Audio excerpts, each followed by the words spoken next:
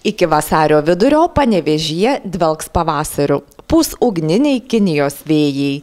Pasirinkę visus 2014-uosius ženklinsiančią temą Panevėžys, Lietuvos kultūros sostinė, kultūrų sankirta, projekto rengėjai pristato Kinijos kultūrą ir meną. Vyksta parodos, paskaitos. Prasideda dar viena gausybės renginių fiestos dalis – staigmenos, trumpi, profesionalūs, skoningi pasirodymai pačiose įvairiausiose miesto erdvėse. Kaip šįsyk susitikimas su kinais.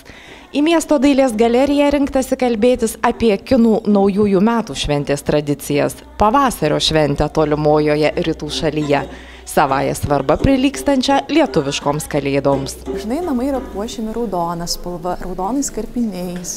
Raudona spalva kinų kultūroje yra pati svarbiausia ir simbolizuoja džiaugsmą, laimę, sėkmę. Taigi namai būna papuošti, švarūs, vakare prie naujametinio stalo žmonės taip pat sėdasi puikiai pasipuošę ir dažnai apsirengia raudonais drabužiais.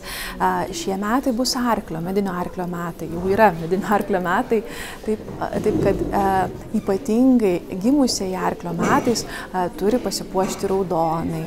Pirmąją naujųjų metų dieną nevalia šluoti. Iššluosi ką tik atėjusią laimę. Tądien dera lankyti draugus, artimuosius, šokamas drakono šokis, labai panašus į štai šį.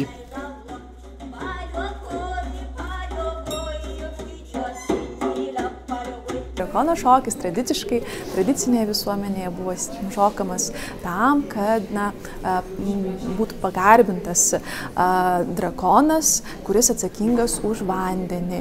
Tiesiog, kad metai būtų lietingi, kad užtektų kritulių ir kad derlius naujųjų metų būtų puikus, gausus. Kinų kultūroje ypatinga reikšmė teikiama maistui, todėl ant naujametinio stalo privaloma žuvis, turto pertekliaus simbolis ir žinoma kiniški virtinukai.